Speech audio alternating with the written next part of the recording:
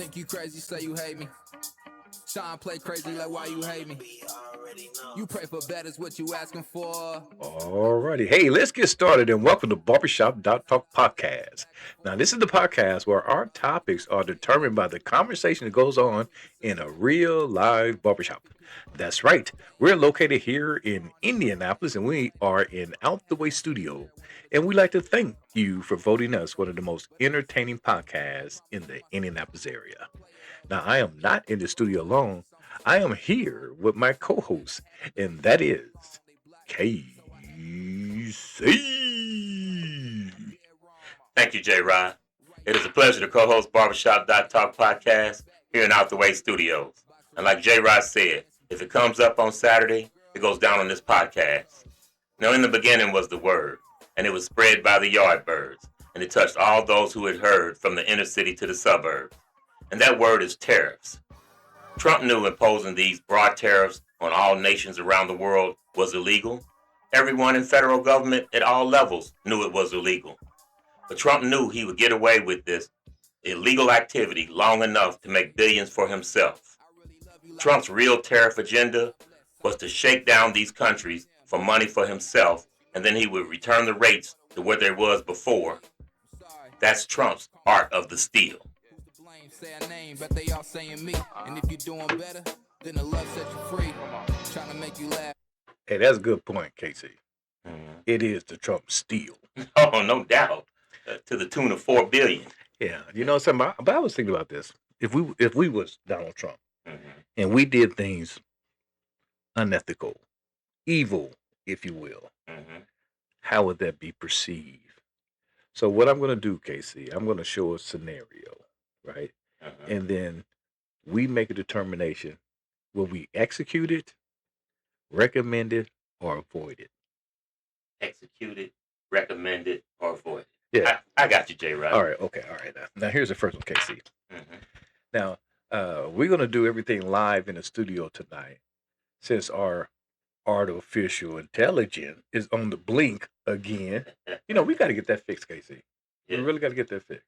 Well, they want to build this data center first. It's going to eat up all our energy and water, and then they said they'll fix it. Oh, okay, all right. You know, I got an idea. Remember that one guy that used to work with our AI, Arthur, way back in the day? Oh, yeah. What was his name? Mr. Logic? Mr. Logic. There Mr. Logic, that's right. Yeah. We may have to hire that guy again. Yeah. Now, of course, we fired him because we was noticing that our dinner and lunch have been missing out of the break room refrigerator. And we put a camera in there. Yeah. And it was Mr. Logic. Yeah, he was stealing our leftover lasagna. To get out of here. But anyway, let me show you these clips, Casey, because this first one is about homeless, right? It's about homeless. Okay. And you tell me, would you recommend it, execute it, or avoid it? I'm going to hit this up here, Casey. Start from the very beginning. All right. All righty. And here we go. If you see a homeless person, act generous and give them fake money. They will be very happy, but when they try to buy something with it, they will get reported to the police, and your street will have less homeless people. Unethical tips that will save you, Part 86. To get extra money from... Hey, hold on. I'm going to stop right there, Casey. It's about that homeless, right? Give him fake money. When he try to use it, he get arrested. Yeah. And they throw him in jail. Yeah. And that would eliminate the homeless problem. That's a whole lot of fake money you have to hand out there, Rod. But I like the idea. I like the concept, Casey. I mean, if we're going to get rid of them, let's do it the right way. Well, I don't know if that's the right way. I think that's a good idea for the people that are struggling the most on the streets. Yeah. Because at least it'll get them off the street.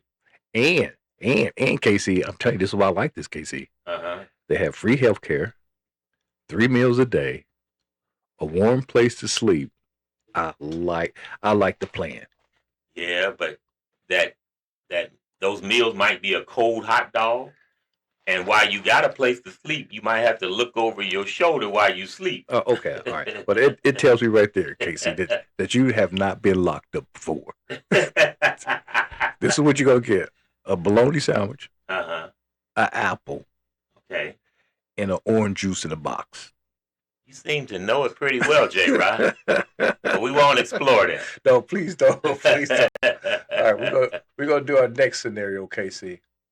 So let me see if I can bring this up. I'll try to start it from the beginning and see what happens. Now, if it works, it works. If it don't, it don't.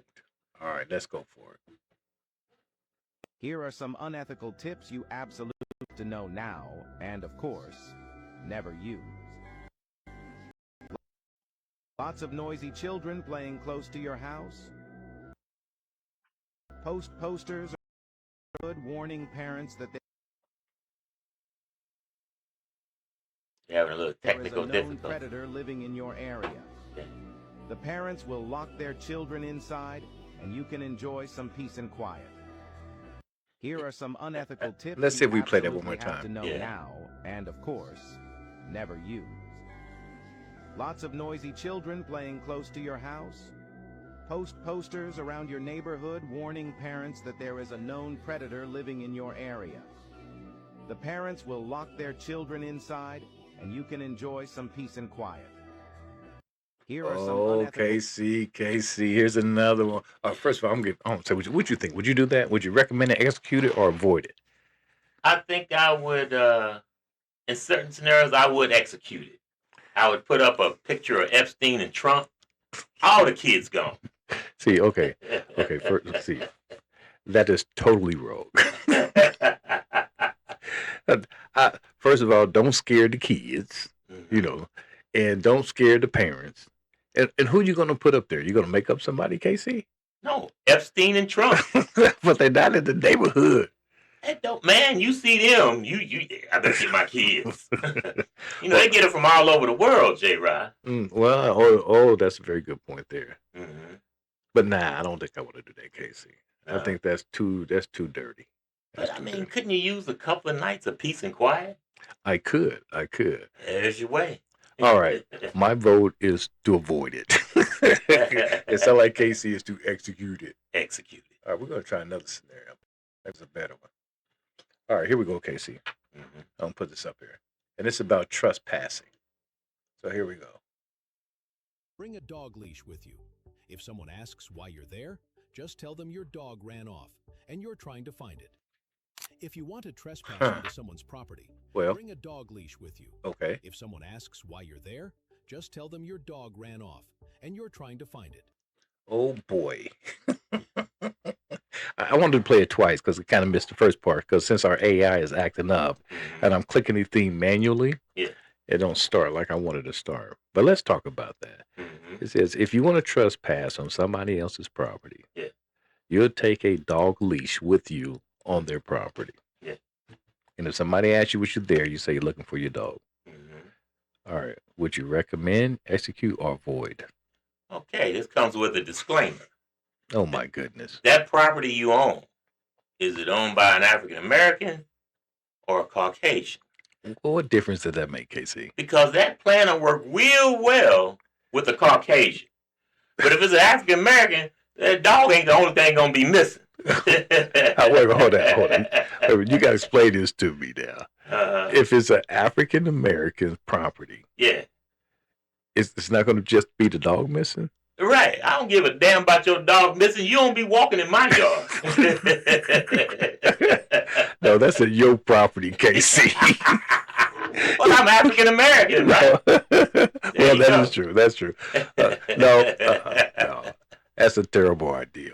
Because no, first of all, it's a terrible idea. Don't trespass on anybody's property, right? One, I'm pretty sure they got those signs that says "Do not trespass." There's no reason why you'd be up there. The only reason that you'll be on this property because you're just simply nosy, KC. Yeah, but I think if you're trying to check out something and the people that's on that property are Caucasian, that's going to work real well. And especially if you give if you say your dog has one of those, Caucasian type dog names. Oh, here we go again. Have you seen Biff? Biff? No, here we go again. Oh. Right. I'm just gonna move on. I'm gonna move on, KC. Because you're not making any sense. I think it'll work well in certain scenarios and not so well in others. All right, but I say don't use that. Don't trespass mean don't trespass. Don't come on the property, and don't be trying to make up an excuse that you're looking for your dog. All right, here we go. Here's another one. Let's see how this works out. I'm going to refresh this from KC because I don't have a lot of confidence that it's starting from the beginning. Yeah. So I'm just going to click it and then do it the old-fashioned way and see what. Looking to buy a car? Search the obituary. Oh, that didn't work out. For phone numbers and call inquiring about a vehicle. They'll want to liquidate assets and will give you a great price. You can probably do the same for other assets like a house. Looking to buy a car? Wait just a second. KC. Yeah. Well, these are some shady things here. Yeah, it gave me a good idea. And what idea was that, KC? I know how I'm going to buy my next car. See, that's taking the people's grief, man. Back up a little bit. I don't look just because I'm lightening their load. No. I don't know. Just do the traditional route. Go to My Marketplace, offer up. Go to a car dealership lot. Don't be preying on people because they had somebody die. You call them up. You got a car. Not praying. It's assisting.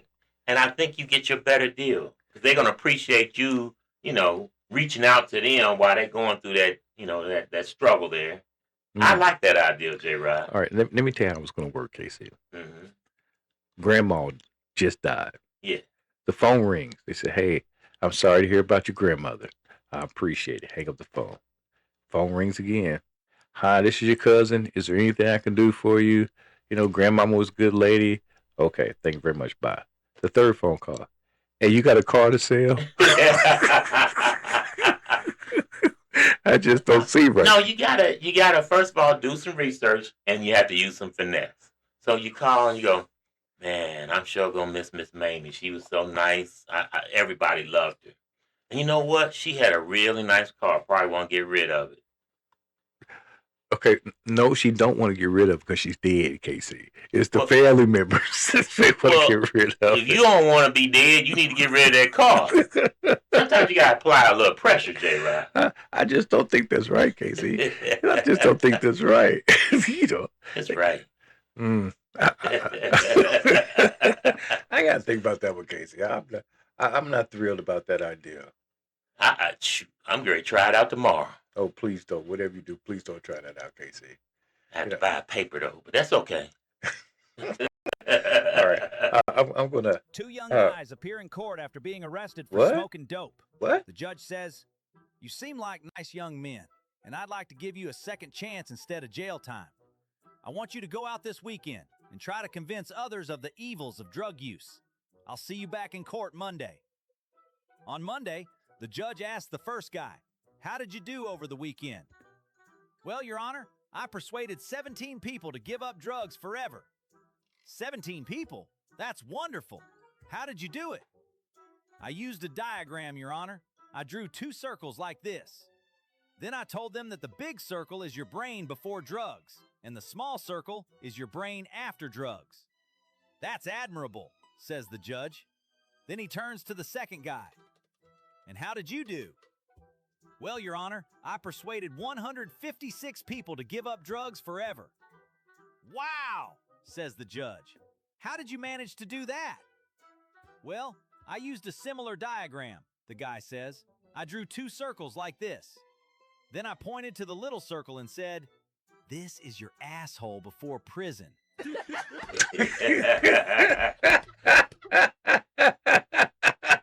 Okay, I can't stop laughing about that one, Casey.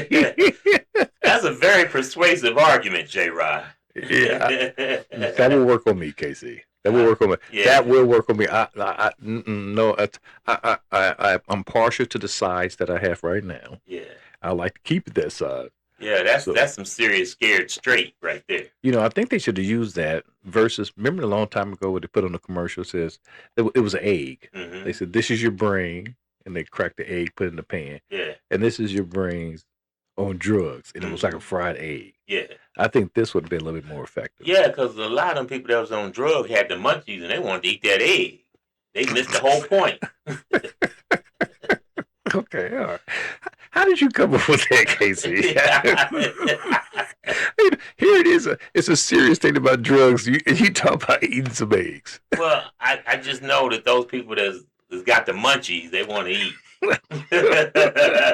And you show them some food, they forget the whole message. They just focused in on the food. All right. Okay. All right. I gotta get your serious, your serious side now, Casey. Mm-hmm. Tell me what you think about this argument.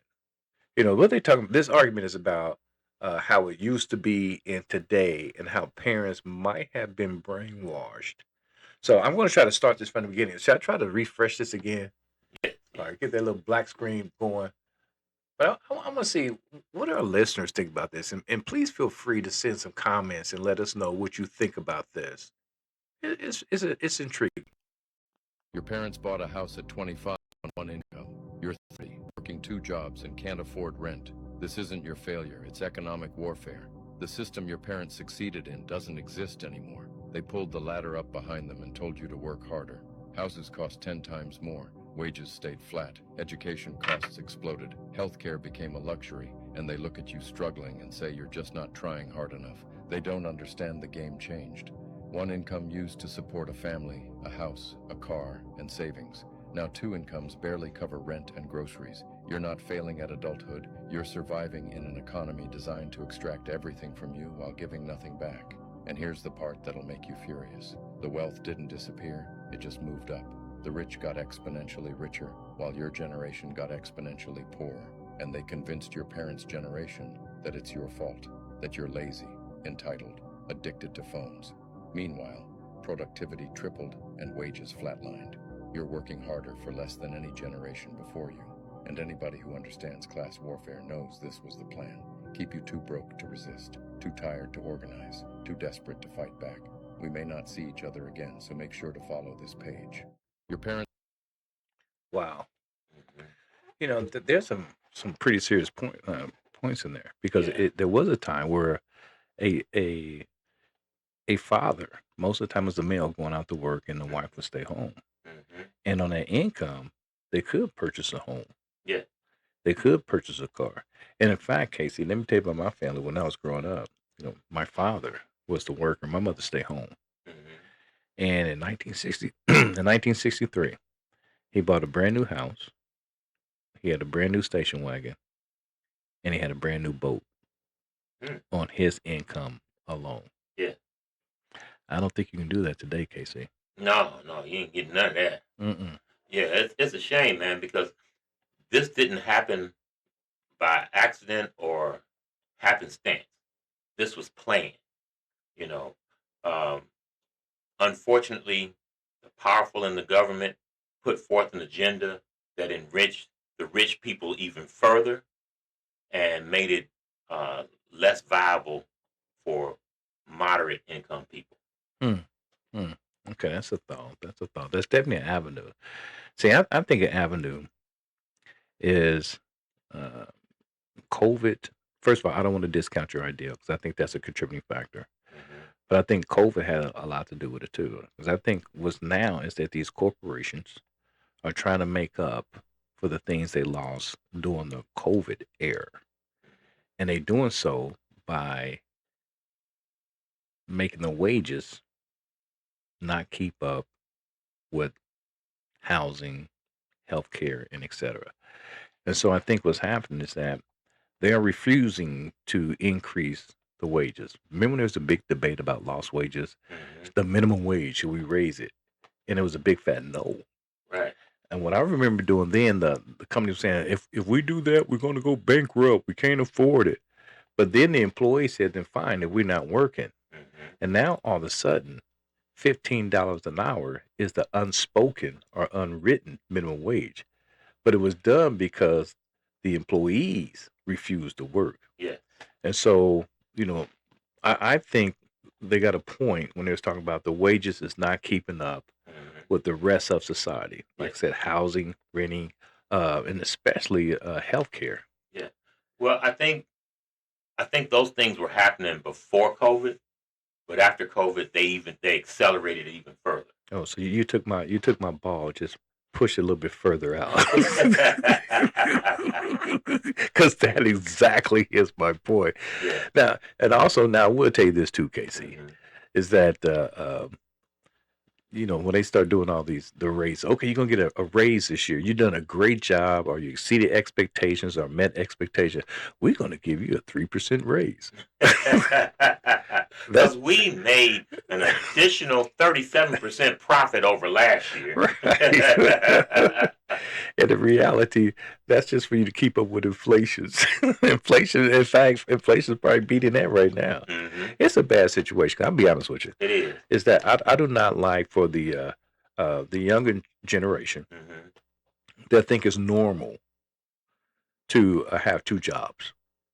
In my mind, two jobs is for two people. Yeah.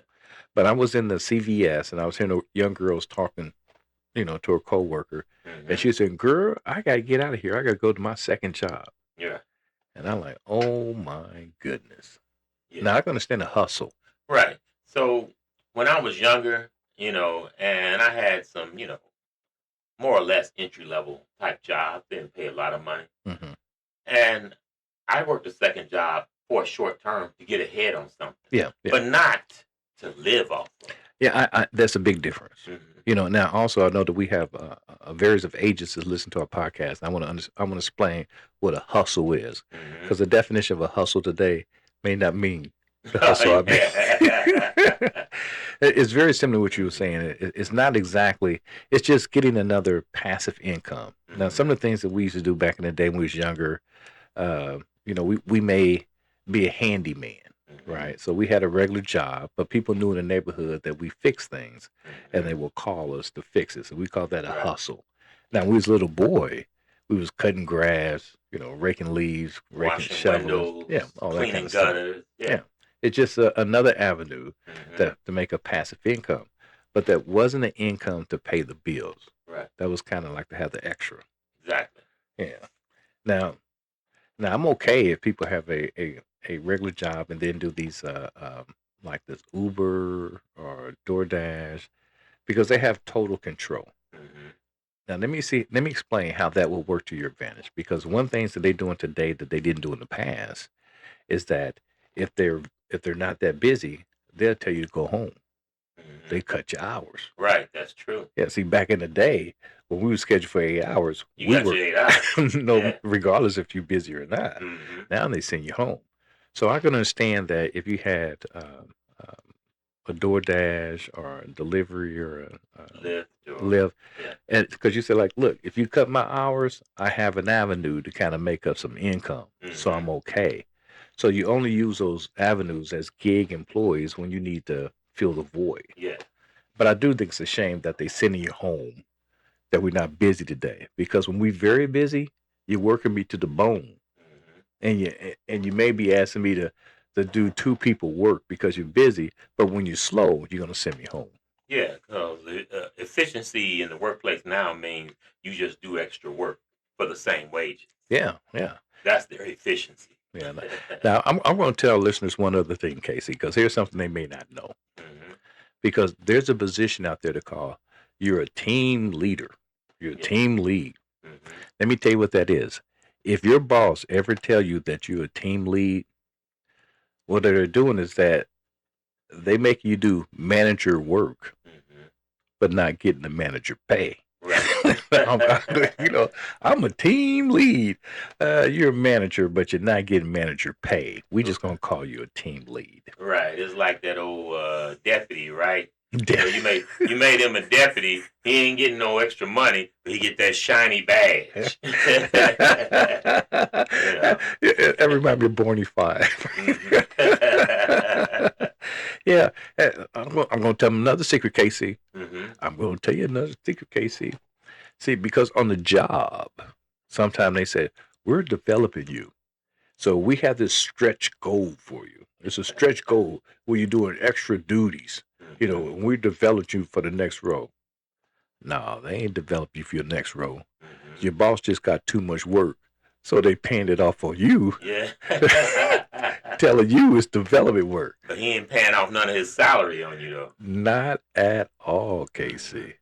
Now, can you think of anything else in the workforce that maybe we can tell our younger generations that this is a trick? Yes. So if you see a woman on the street and she's dressed scantily, and a guy comes up to her and says something to her and show her some money, that's a trick. Is that what you was talking about, Jay? No, that was not what I was talking about. But that is valuable information. But that is not what I am talking about. Oh my goodness, that is hilarious. Now, okay, all right, okay. Since Casey refused, I just gave a perfect example. I'm going to give you another trick in the workforce. Okay. Whenever you leave, whenever you come in the office, I don't want you to have a backpack on.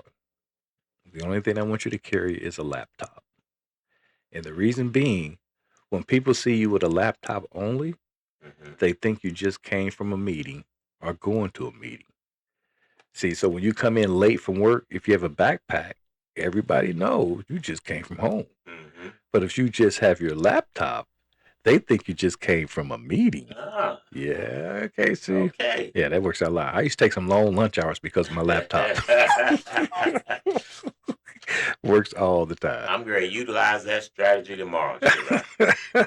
All right, I can talk about this all day, Casey. But we got one more clip we got to look at. Okay. And then I want your opinion on it. So we're going to try to move it up here. And I think, since we've been doing it all podcast, I'm going to try to do that refresh thing again since everything that's is bleeping out today, and see if that works. All right, look like it's coming. Look like it worked. Did you know Edison didn't just steal inventions? He invented a legal system to steal them. His favorite target was Granville Woods, a black engineer who was actually more brilliant than Edison himself. Woods filed over 60 patents from his basement workshop with zero formal education. He invented automatic train brakes, subway power systems, and phone line technology we still use today. But Edison had a 5-step playbook to destroy inventors like Woods. Step 1. Wait for the patent to be filed. Step 2. Challenge it in court claiming he invented it first. Step 3. Bury them in legal fees costing thousands of dollars. Step 4. Force them to choose bankruptcy or sell cheap. Woods beat Edison in court 4 times straight, but each victory cost him everything. He spent $24,000 defending his patents, equal to $720,000 today. Edison then bought those same patents for just $500 each and made millions.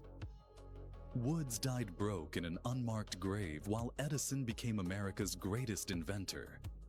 The same playbook big tech uses today. Did you know Tom? Oh boy, KC.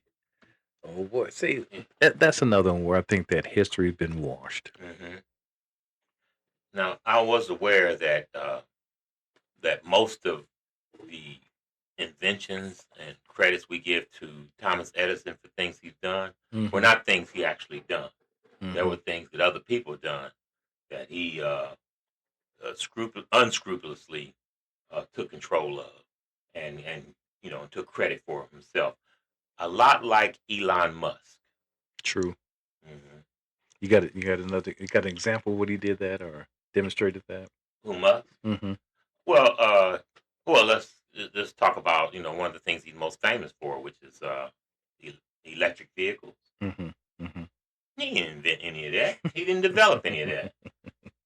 It was a guy named Tesla that actually that invented the process. Yeah, because he was very heavily into electricity and using it more than just for a light bulb and etc. Yeah, you're absolutely right. Yeah, and Musk comes from a rich family in South Africa, and there was a company that started developing this product, and they getting it off the ground. He saw that it was working, but they didn't have the capital. He swooped in and bought it and made it look like it was something he developed. And he's done that many times over with a lot of these other ventures he's in. Yeah, I think you're right. You think you're right.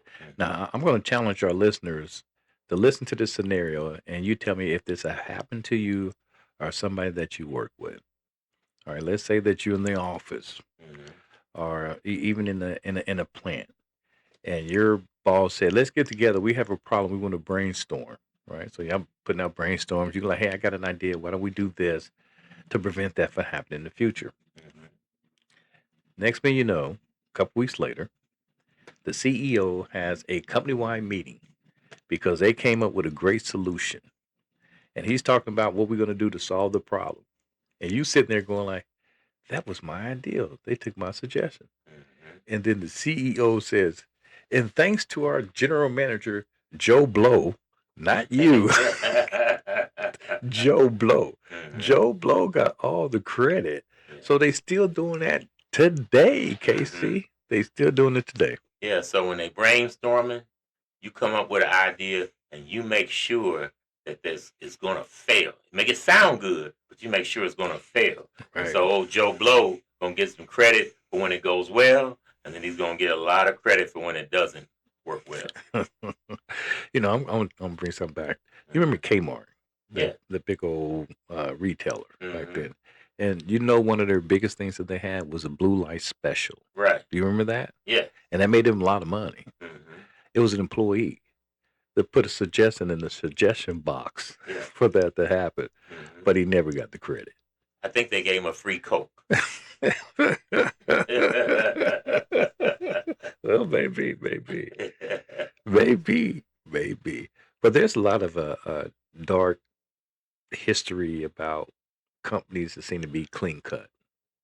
Yeah. I think, especially in corporate America, it's almost routine for them to take the ideas that low-level employees come up with, Mm-hmm.